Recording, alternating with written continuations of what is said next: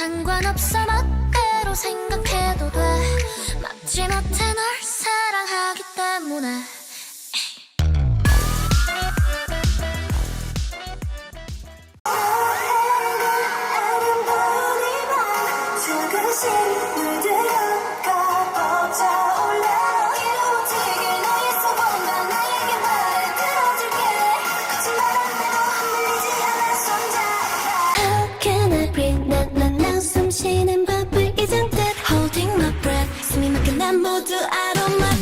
Before I get into this, let me remind you that I am an eunha, Orbit, and I'm slowly getting into Vivis. I ult both Wjsn and eunha. I am excited about both of their comebacks.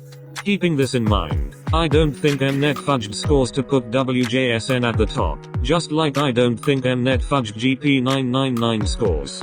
Did they blindside fans with the streaming rules? I believe so. Did they do eunha dirty by disqualifying their first round? Absolutely. But let me remind you of something else. Starship does not care about Wjsn nearly as much as they care for I, and Mnet and Starship have been having rumors of beef for a while now. With that being said, I'd like fans to shut up about Starship giving Mnet money to put Wjsn at the top. Part of the disbelief that Wjsn won by themselves is a common misconception that Wjsn is a noodoo group. Their international popularity is much smaller than their local popularity. Mnet pulled tricks I don't agree with, but it wasn't as personal as some fans would like to believe. Despite this, eunha still pulled second place. Fans are acting like they got kicked off the show or came dead last. The Orbit in me isn't upset because second place is still a great achievement, so for the love of God, it is not that deep. eunha is still having their comeback. They are still touring in the fall. The girls aren't losing sleep over this, and neither should you.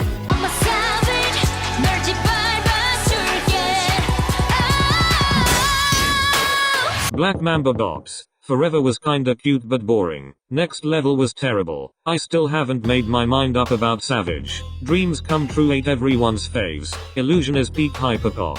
When aespa drops music, I get nervous every time because it'll either consume my life or I'll consider bleaching my own ears.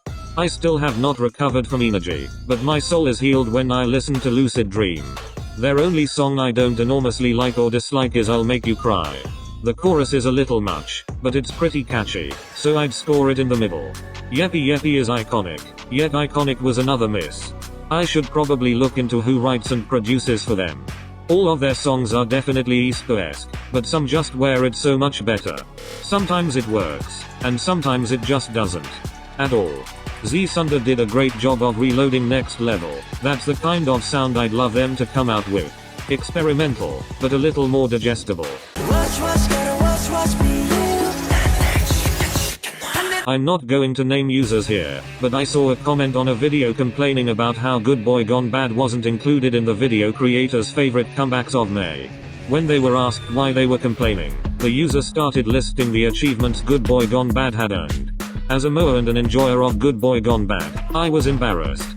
A song can sweep music shows and top charts for weeks, but that doesn't mean the song is good or to everyone's taste.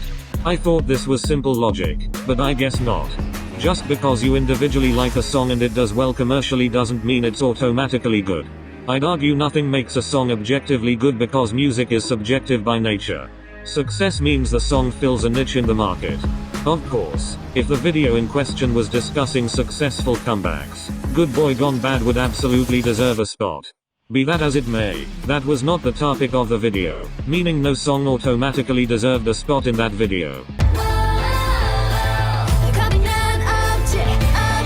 Although both trainee and idol lifestyles have been observed for years, I think people forget to compare them to each other.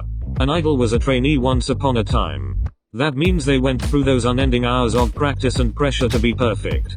True, that lifestyle is very damaging physically and mentally, but nobody can go through that and come out on the other side without any scrap of skill.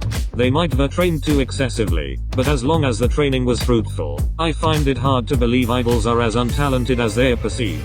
I'm not saying all idols are secretly aces, but stans give idols a terrible time for their skills when they don't have half the confidence to even stand on stage, much less sing and dance in non-dance clothing.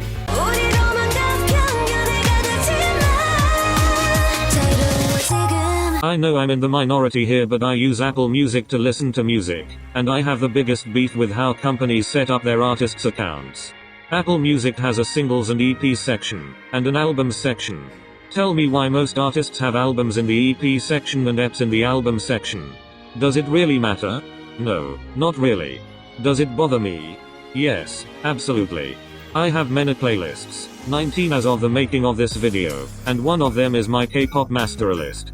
It's a collection of all the artists I stan, which their music in chronological order.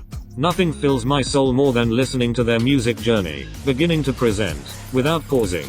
However, I was fighting God trying to put the playlist together for some groups, because their management was throwing their albums into every which category, and repackages were the most frustrating thing to filter through.